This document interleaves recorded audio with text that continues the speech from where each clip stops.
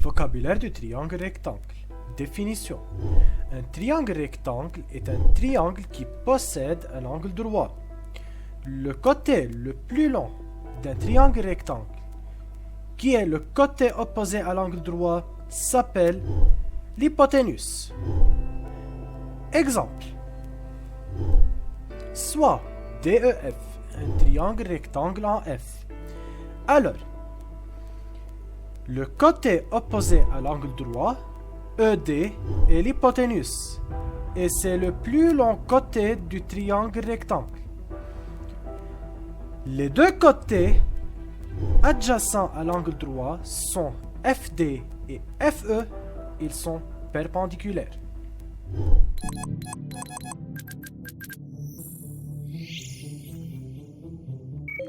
Dans cette partie-là, je vais expliquer que ça veut dire et que représente le théorème de Pythagore. Donc, je commence par ABC, un triangle rectangle. Alors, ABC est un triangle rectangle, c'est le triangle ABC qui est un triangle rectangle en A. Et on sait que la mesure de segment AC c'est 8 et AB c'est 6 et BC c'est 10. Donc, qu'est-ce qu'il a fait Pythagore? Pythagore, il a décidé de calculer le carré de chacun de ces trois segments. C'est-à-dire, que représente BC au carré? BC au carré, c'est l'aire du carré, si vous voulez. Donc, si on élève ici le BC au carré, c'est BC c'est 10, donc 10 au carré, c'est 100. Donc, on a calculé tout d'abord le carré du BC. Puis, je fais le calcul pour le carré de AB, 6 au carré, donc c'est 36. Et finalement, je fais encore le carré de AC, 8 au carré, c'est 64. Donc, avant de commencer à expliquer que ça veut dire le théorème de Pythagore, on va essayer de voir ces trois carrés. Est-ce que vous pouvez remarquer une relation entre ces trois carrés? Oui, si je fais l'addition de 64 plus 36, 64 plus 36, la réponse est 100. Donc,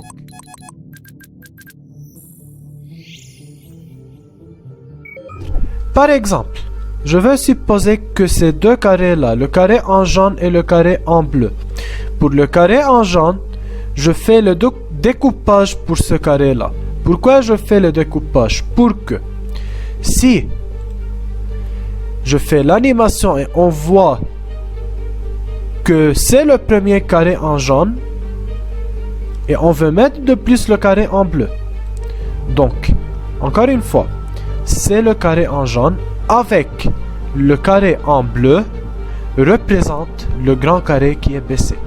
Donc, si vous voulez, AC au carré plus AB au carré est égal à somme de tout ce grand carré là.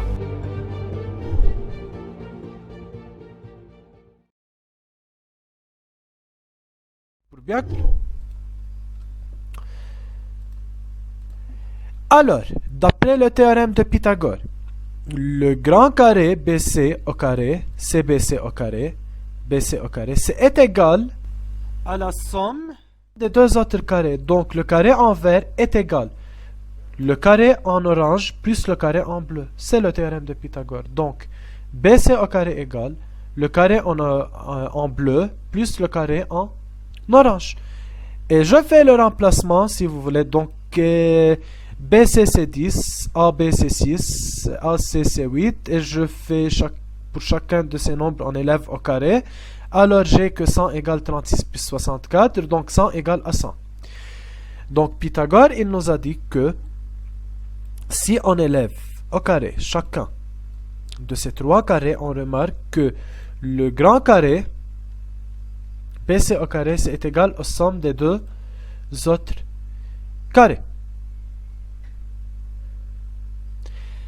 Mais attention, si c'est un triangle rectangle, comme on voit, si toujours le triangle ABC est un triangle rectangle en A, toujours le théorème de Pythagore est applicable. Attention pour l'angle droit. Maintenant, c'est un angle droit. Maintenant, il n'est pas un angle droit. Qu'est-ce qu'on remarque? Que 164 finalement égale 140. Donc, le théorème de Pythagore ici est inapplicable. Donc, pour cela, je ne peux pas appliquer le théorème de Pythagore. Donc, pour appliquer le théorème de Pythagore, seulement c'est applicable pour un triangle qui est rectangle. C'est-à-dire, il y a un angle droit. Même si je fais le mouvement tant que j'ai un angle droit ici, donc, cette partie-là, ici, j'ai un angle droit, alors, toujours le théorème de Pythagore est applicable. Même si je fais le remplacement, on arrive finalement que cette relation est vraie et toujours applicable. Comprendre. Comprendre. Théorème de Pythagore. Le théorème de Pythagore, alors, c'est un théorème qui est seulement applicable dans un triangle rectangle. Par exemple, si EFG est un triangle rectangle en F, c'est-à-dire l'angle F est un angle droit, alors le théorème de Pythagore est applicable. C'est-à-dire EG au carré, qui représente l'hypoténuse, c'est égal à FG au carré plus EF au carré. EG au carré alors représente l'hypoténuse, qui est égal à la somme des deux autres côtés, FG au carré plus EF au carré.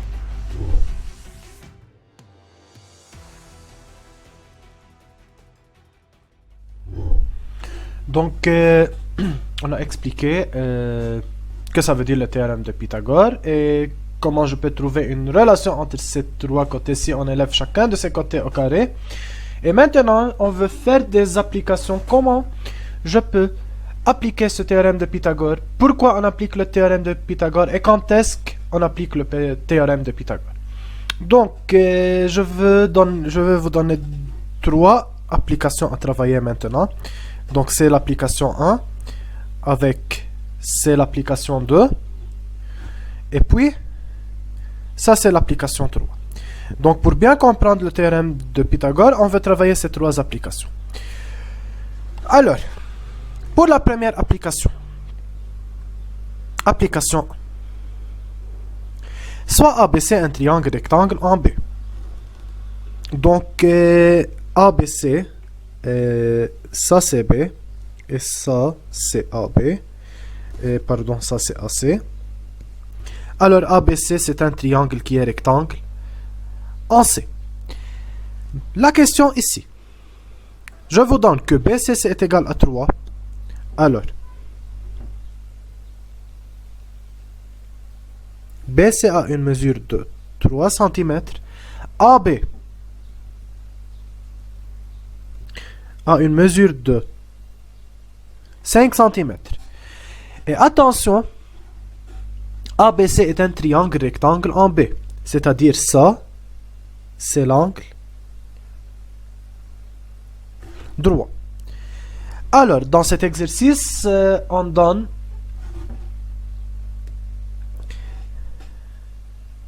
un angle droit avec la mesure de segment AB et la mesure de segment BC. La première question demandée alors, je vais écrire la relation de Pythagore. Donc, pour écrire la relation de Pythagore, c'est très simple. Alors, ça c'est l'angle droit. Je trace donc directement l'opposé de l'angle droit. L'opposé donc de l'angle droit c'est AC. Alors, ça c'est AC, c'est l'opposé donc de l'angle droit. Et la question, je prends l'hypoténuse, on élève cette hypoténuse là au carré. Donc, on écrit maintenant AC au carré. Donc, AC au carré représente la valeur de l'hypoténuse qui se trouve ici. C'est égal à la somme des deux autres côtés. Donc, c'est égal à la somme des deux autres côtés. C'est-à-dire,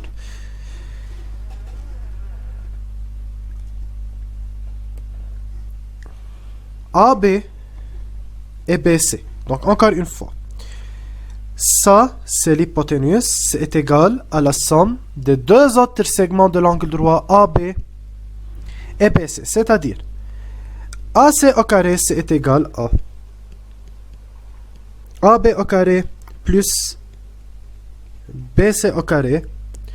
Alors, BC au carré représente ce segment-là et AB au carré représente ce segment-là et ce sont deux segments de l'angle droit. C'est l'angle droit. Donc, ce sont deux segments alors de l'angle droit. Très bien. On continue maintenant. C'est la première question et on a vu comment je peux écrire la relation de Pythagore dans le triangle ABC. Maintenant, pour la deuxième question. Dans la deuxième question, alors, je veux calculer. Donc, c'est la deuxième question. Alors, dans la deuxième question, donc,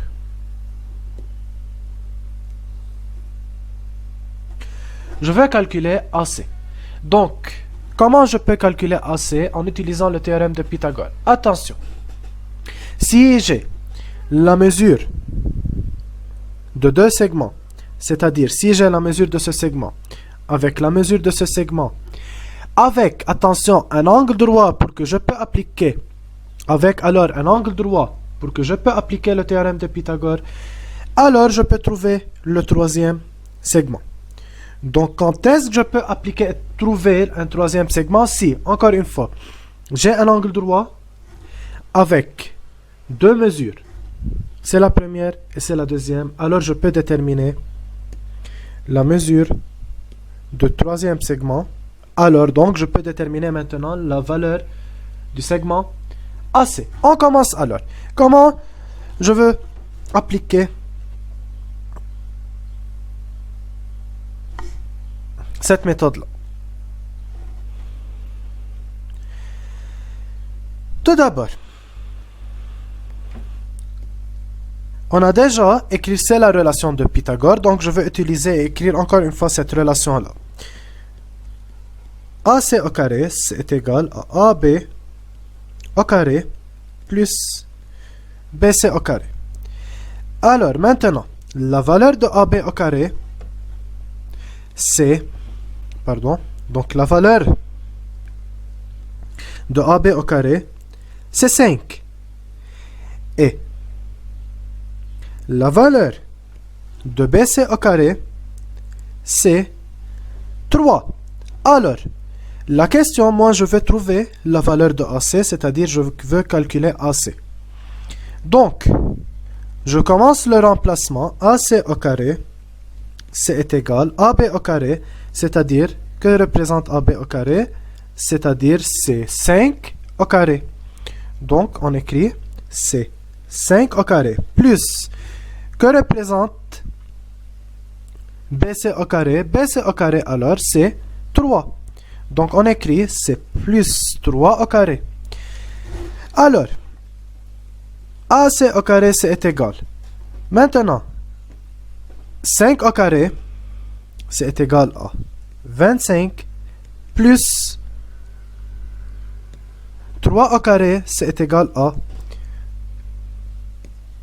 9.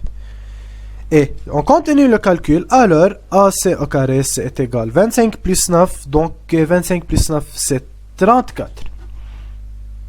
Maintenant, j'ai trouvé la valeur de AC au carré. Donc, AC au carré, c'est égal à 34. Mais moi, j'ai besoin de trouver la valeur de AC. Donc, j'ai besoin de trouver la valeur de AC. Et ici, j'ai AC au carré. Donc, qu'est-ce qu'on fait?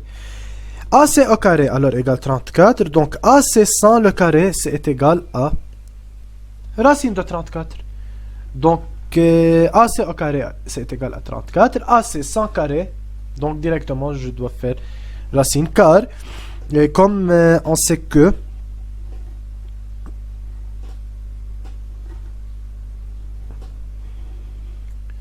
si je vous donne, par exemple, A au carré, si je fais A au carré est égal à 4.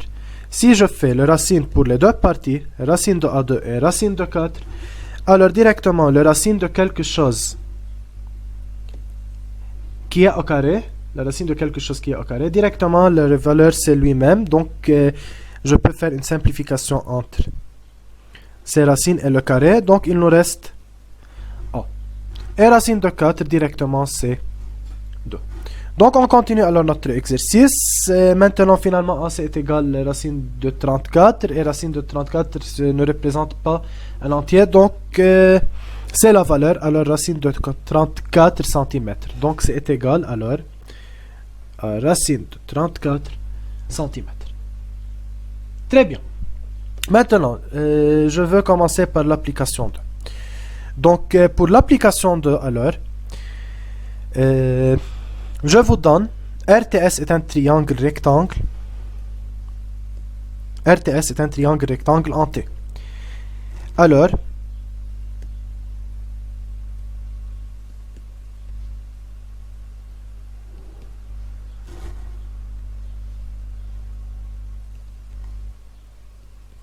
donc RTS est un triangle rectangle en T. Donc ça c'est l'angle droit. Et j'ai la mesure de RT qui est égale à 2. Donc RT est égal à 2. Et la mesure de TS qui est égale à 5. Donc TS est égal à 5. Bien sûr, c'est centimètre, centimètre. La question c'est, je veux calculer directement la valeur de RS. Donc pour calculer la valeur de RS, tout d'abord, j'ai besoin d'appliquer le théorème de Pythagore. Puis je fais le remplacement et je trouve la valeur de RS. D'une autre manière, attention, pour calculer la valeur d'un segment, j'ai besoin d'un angle droit. Donc j'ai besoin alors d'un angle droit pour que je peux appliquer le théorème de Pythagore avec la mesure de deux segments, donc c'est-à-dire la mesure de deux segments, C2, et la mesure de segment qui est égale à 5. Donc alors,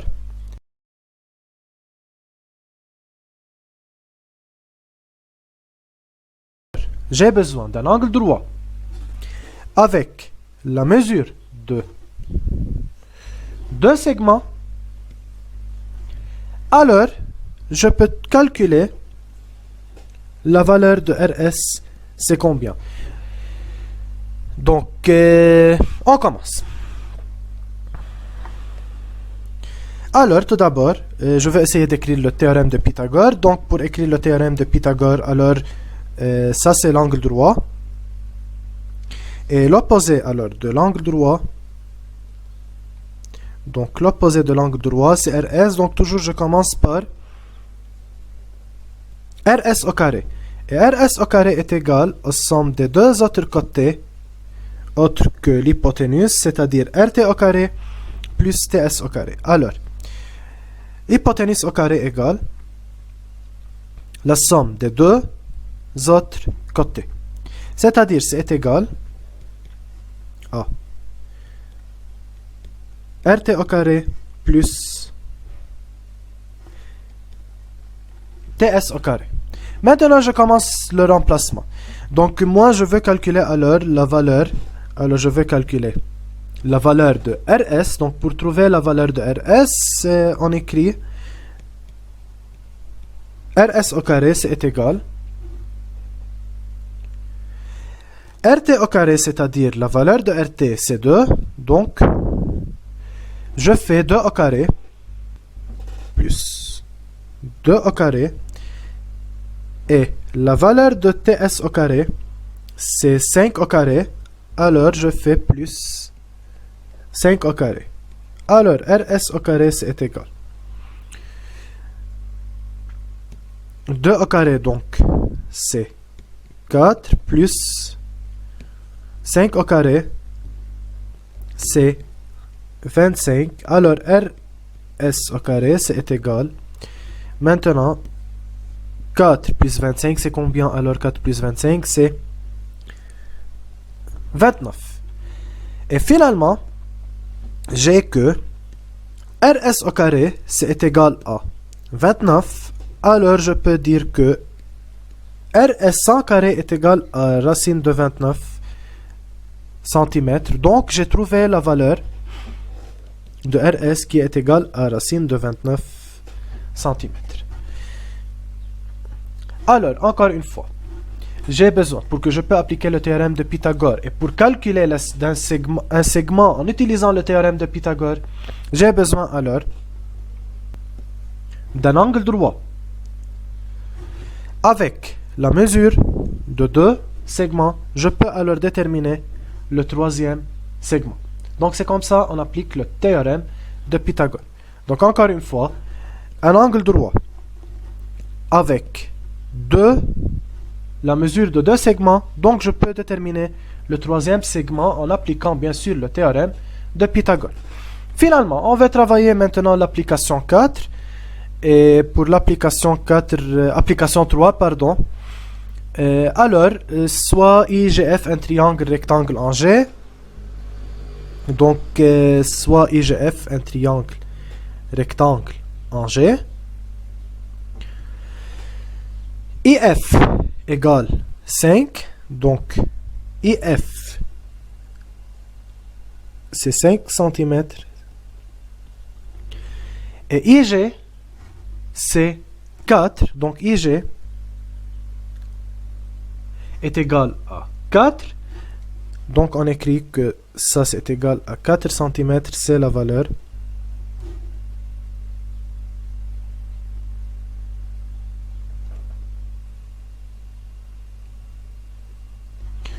de IG.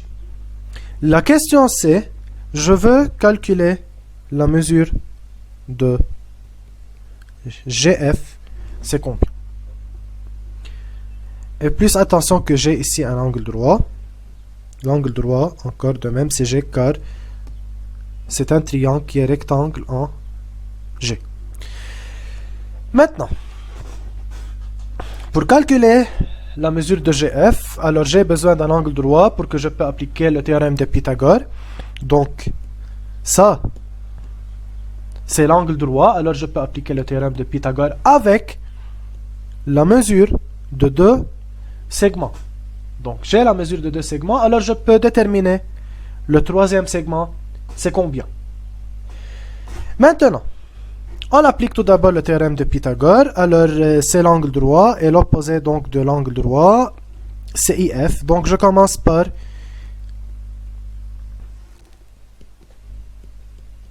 IF au carré, qui est égal. Alors, ça c'est l'hypoténuse. Hypoténuse au carré égale la somme des deux autres côtés. C'est-à-dire, c'est égal à IG au carré plus GF au carré. Maintenant, dans cette question, moi je vais calculer la valeur de GF. C'est-à-dire, je vais trouver la valeur de GF. Pour trouver la valeur de GF, je vais remplacer alors 4, la valeur de 4 dans IG et la valeur de IF, c'est 5 dans IF. Je commence le remplacement. Alors, pour IF, je remplace IF par 5. Alors, IF, c'est 5 au carré. C'est égal. Je remplace IG au carré par la valeur de 4, donc c'est égal à 4 au carré, plus bien sûr moi je veux trouver la valeur de GF, donc moi je veux trouver la valeur de GF, alors GF c'est l'inconnu, donc on écrit plus GF au carré. Et maintenant, donc, je commence le calcul. Bien sûr, 5 au carré, c'est 25 égale 4 au carré, c'est 16, plus, bien sûr, que j'ai GF au carré, c'est l'inconnu, donc reste GF au carré. Maintenant, qu'est-ce qu'on fait pour trouver la valeur de GF? On résout tout simplement cette équation-là. C'est une équation à un seul inconnu. Et cet inconnu-là, c'est GF au carré. Donc, c'est suffisant de faire moins 16 pour les deux côtés. Alors, qu'est-ce qu'il passe? 25 moins 16, c'est 9 égale à 16 moins 16, donc c'est 0, plus GF au carré, c'est-à-dire c'est GF au carré. Alors, le 9, c'est égal à GF au carré. Donc, le 9, c'est égal à GF au carré. Donc, je peux écrire que GF au carré est égal à 9. Donc, si 1 est égal à x, de même, je suis en train d'expliquer ici que si, par exemple, 1 est égal à x, c'est-à-dire de même, alors x est égal à 1.